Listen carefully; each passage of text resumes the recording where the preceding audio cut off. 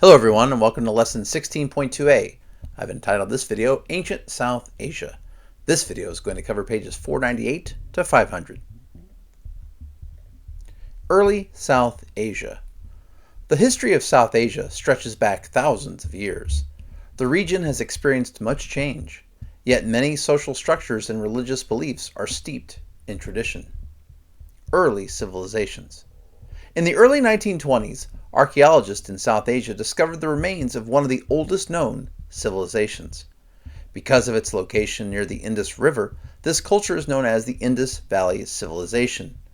Its origins date back to 3500 BC. The Indus Valley Civilization formed about the same time as other river valley civilizations around the world.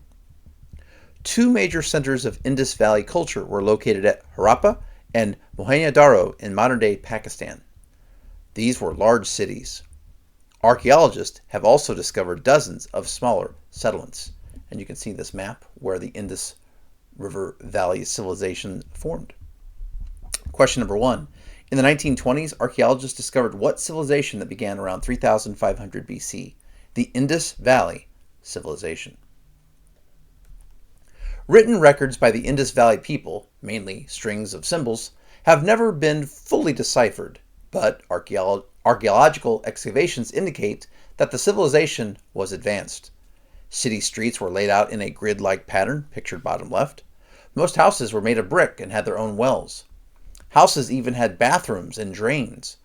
Although most residents were farmers, craftsmanship flourished, as is evident from toys, pictured bottom right, and other artifacts. Some of the same artifacts show that people traded over long distances. Question 2. How did the Indus Valley Civilization plan their city streets? Well, they were laid out in a grid-like pattern. So this was showing some advances in civilization. They were planning for the future. They were planning ahead. They weren't just thinking about trying to survive, but thriving. And so when we see that sort of city planning, it shows advanced civilization capacity. Question number 3. What are some examples of how the homes of the Indus Valley Civilization belonged to an advanced civilization? Well, these homes were made of brick.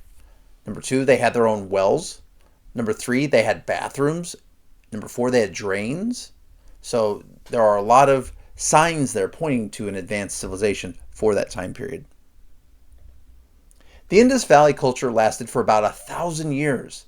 What brought it to an end? No one knows for sure. A natural disaster, such as an earthquake, may have occurred. Disease or enemy invasions might have played a part in bringing down the civilization. Question number 5. How long did the Indus Valley Civilization last? About 1,000 years. Question 6. What brought about the end of the Indus Valley Civilization? Well, the answer to that is really no one knows for sure. We can guess a natural disaster, maybe an earthquake, maybe disease, maybe enemy invasions, but the most common answer is that we don't really know for sure. We can't really prove exactly what happened. We can only speculate. Equally mysterious are the beginnings of the Aryans, a group that swept into what is now India in about 1500 BC. They came from the northwest, pictured on the map here, probably from southern Russia and Central Asia. Were they invaders, migrants, or wandering nomads? There are different theories about the Aryans. They likely herded sheep, cows, and other livestock in their homeland. Once in India, they settled down to become farmers. Question number 7. What group swept into India about 1500 BC? The Aryans. The Aryan civilization lasted for about 1,000 years. The Aryans believed in an orderly society divided into varnas, or social classes. Each varna had clear responsibilities and duties that set it apart from the others.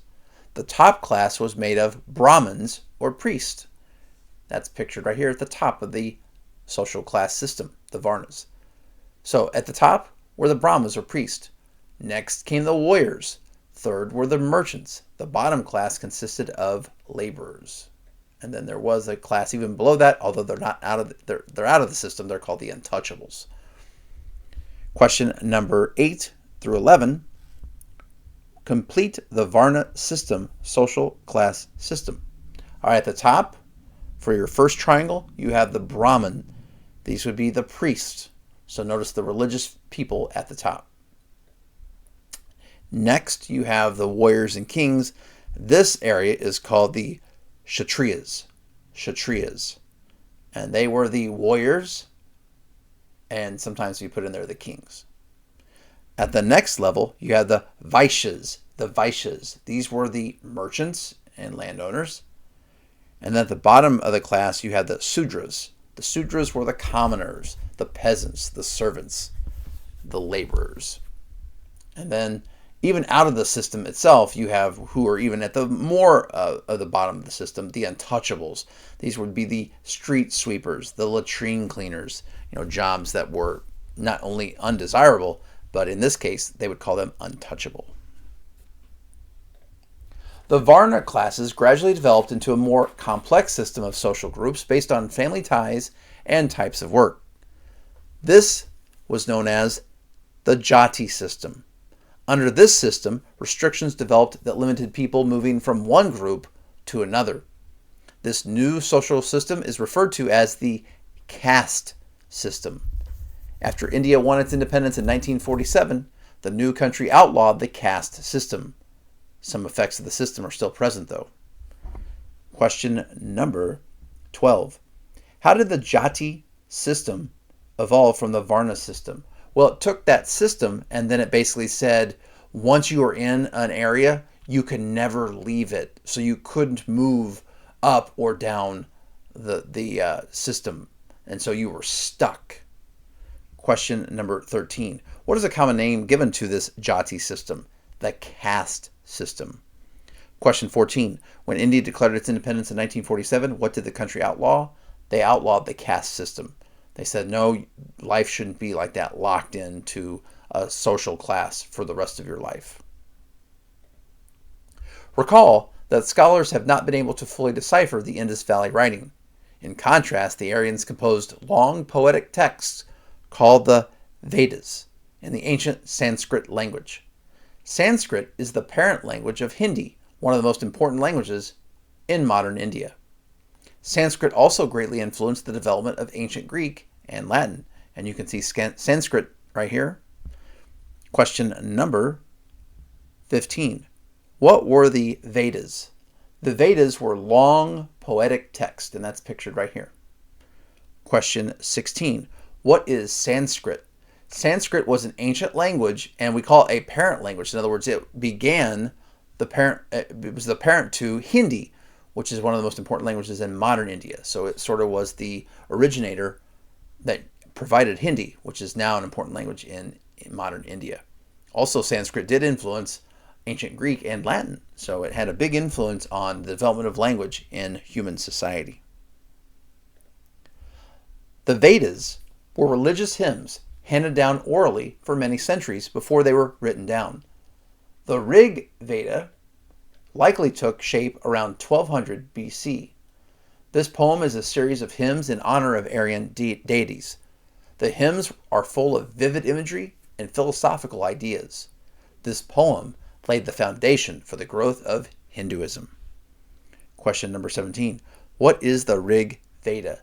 The Rig Veda was a poem that was a series of hymns and it honored Aryan deities. Question 18. How did the Rig Veda impact Hinduism?